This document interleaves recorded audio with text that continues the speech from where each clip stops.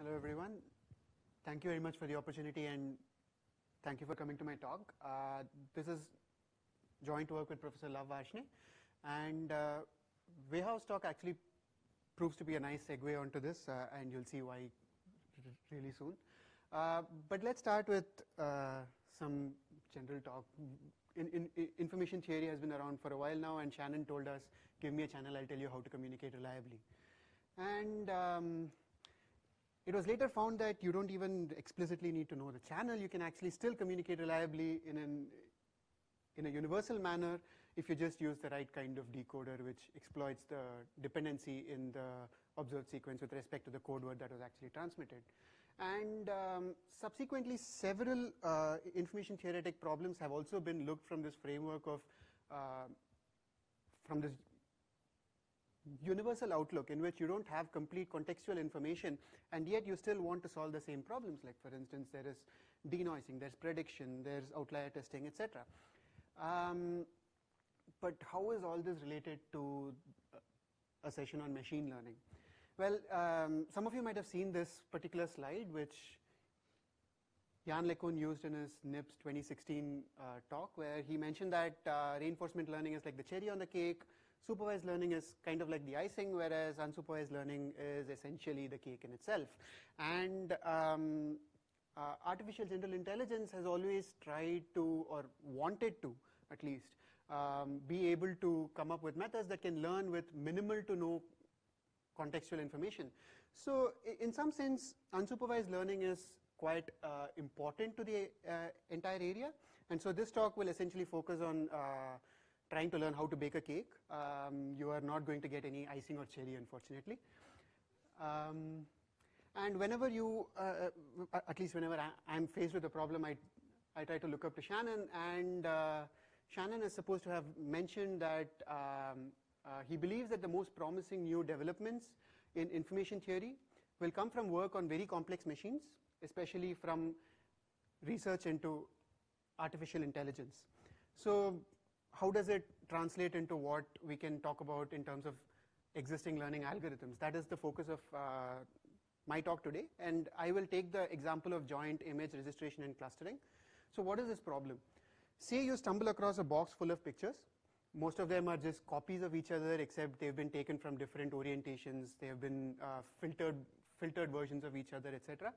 And you just don't want a pile that is as messy as this. Say what you want is to group them according to, group the different pictures into piles, and within each group you want to align them in the same orientation. That is the task of image registration and clustering, and this particular problem is quite popular and is seen in a lot of areas. For instance, in the area of medical imaging. Let's say you take different types of scans of the same underlying anatomy, and what you want to do is, because they are captured by different imaging tools, they're going to look in, they're going to appear in different orientations, and maybe aligning them to the same orientation will give you a better perspective for the purposes of diagnostics.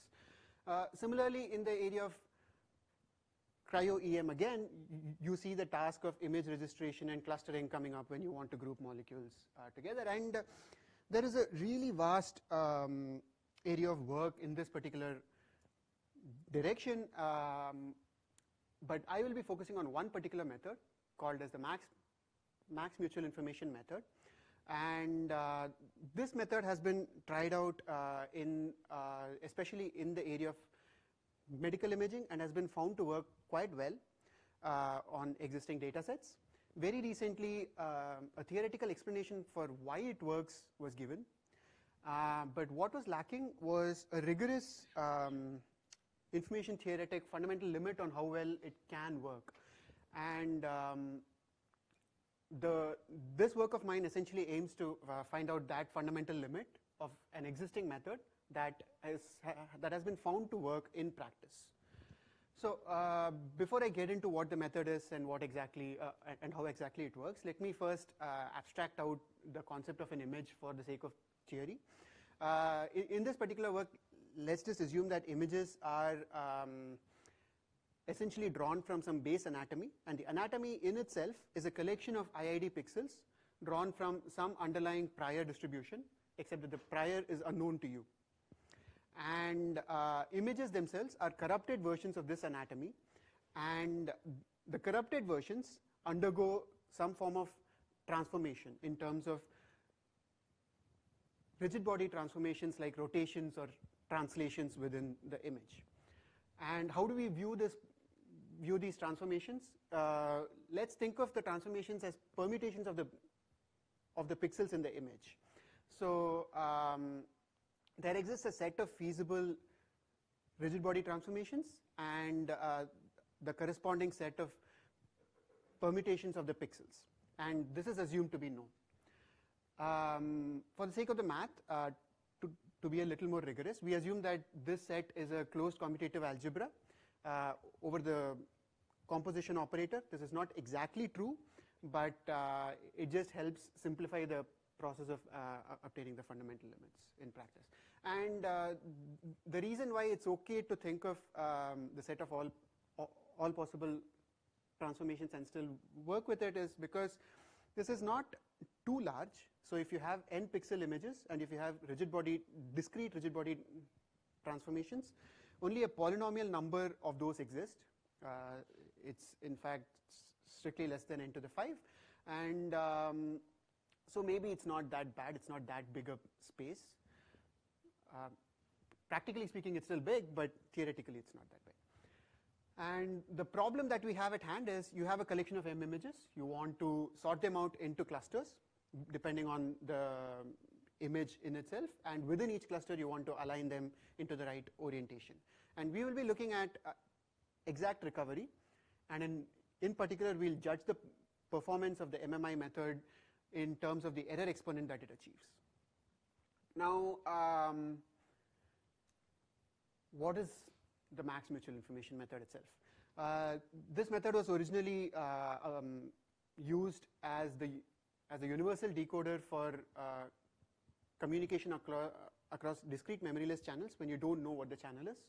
It was found to be optimal in the error exponent, and later it was also observed to be an optimal estimator for the delay in things like signaling for radar, and the same method is adopted for the task of image registration as well, wherein you just take a reference image, you take a copy. Now the copy is in some sense corrupted version of the original, and it is also undergone some form of translation. What you want to do is you want to align this to the original. So you take the hypothesis transformation that you think could be the case, modify this according to that transformation, that is invert the transformation. Now compute the empirical joint distribution of corresponding pixels in these two images and look at the information content in that particular distribution. Just pick out the hypothesis that maximizes the information content. So in some sense, intuitively, all the method does is it picks out the transformation in which corresponding pixels look most dependent to each other. Now, if you knew the channel, if you knew the source, if you knew the channel, then you wouldn't do this, at least if you're not restricted by computational limitations. You would go ahead and do the ML estimate, which is Bayes optimal. So the question we ask is, what is the difference between the error exponent that ML, which knows everything, can achieve and what this method can achieve? So how do you study the error exponents of this kind of a problem? We go back to information theory and we essentially use the method of types, but now it's not as straightforward because we are now comparing permutations of sequences, and so we need co-occurrence frequencies of permuted versions of the data. And before going into what type of frequencies we need, we look back into the literature for such transformed versions of type sequences. For instance, the first order Markov type is basically just the empirical distribution of empirical joint distribution that you obtain for a sequence and the cyclically shifted version of that sequence. So and this particular type sequence has been well studied in the sense that you know the size of the sets of a given type, at least in the asymptotic sense. And the way that relates to this problem is you can think of permutation types, which are basically just the joint types of a sequence and the permuted version of the same sequence, as a reformulated version of the same Markov types. That is, if you take a particular permutation, you end up creating cycles if you just go along the permutation. So within each cycle, the types look like a Markov type, and you know how to characterize the size of those, which means you get a handle on the size of these sets.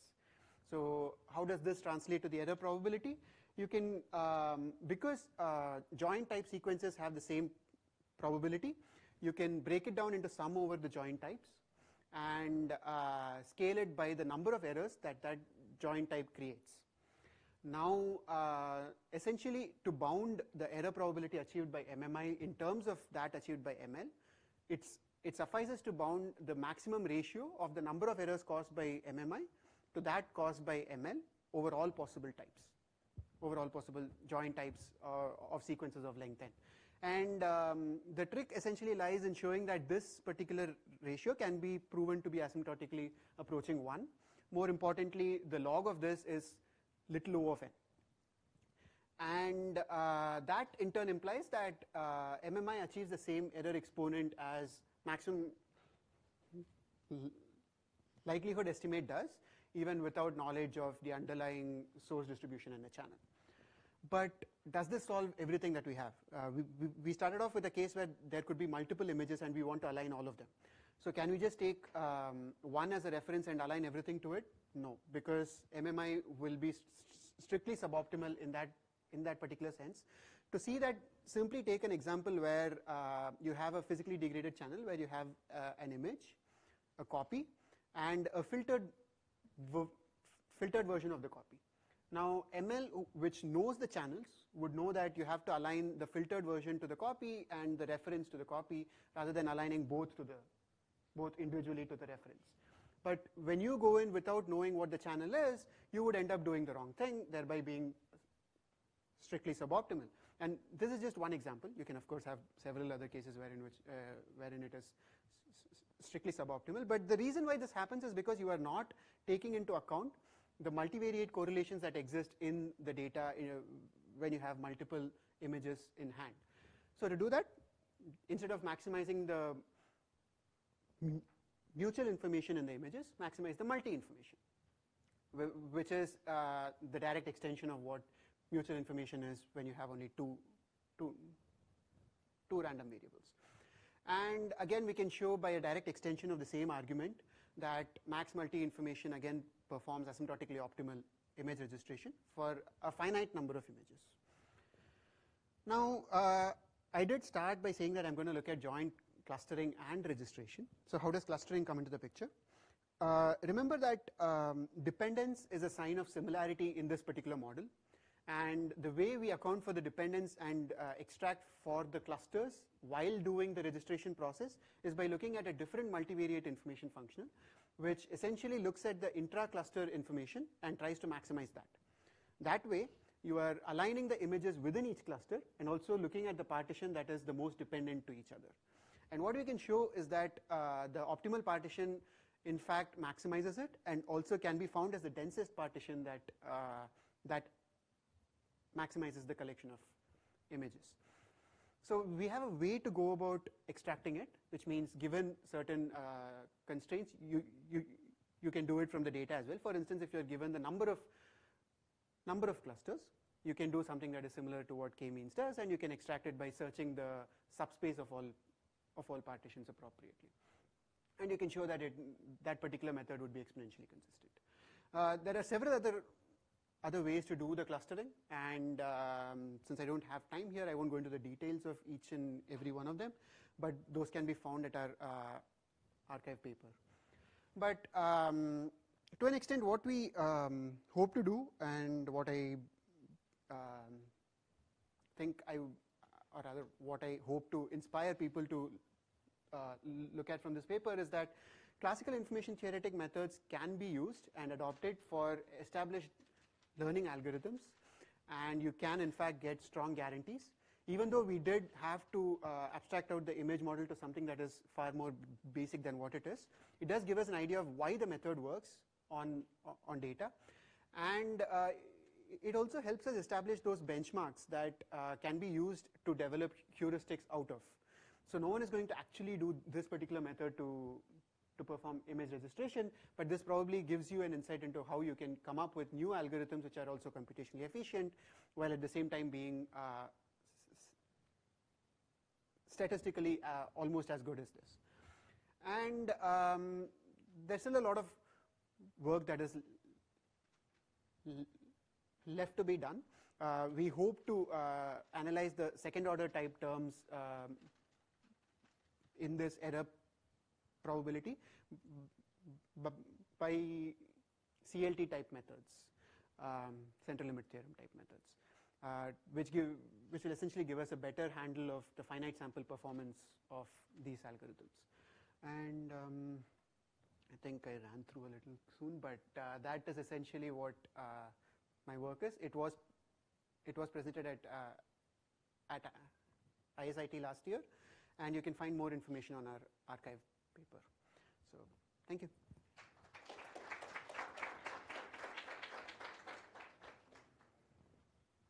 Right, so we have time for questions.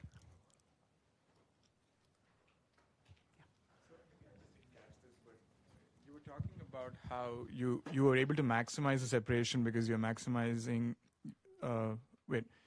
in the clustering portion, you're talking about the separation and then the density. I wasn't quite sure how you captured the density. Okay, so the way we define this information content is basically the sum of information within each cluster. So I'm essentially trying to maximize that. Now, if I group two clusters, that will also have the same information as it would if you separate them out.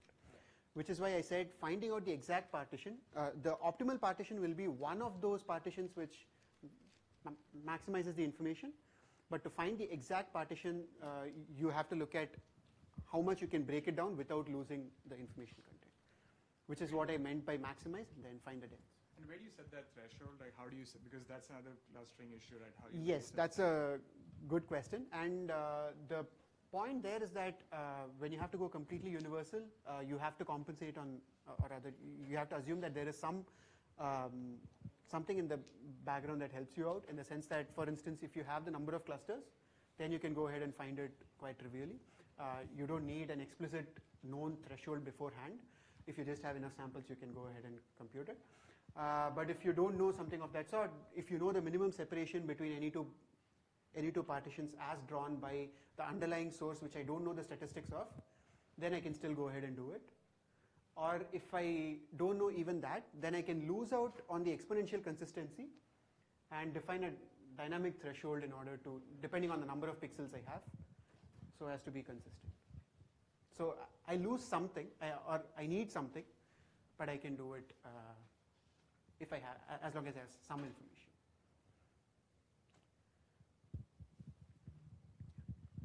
Right, so if there's no other questions, let's thank the speaker one more time.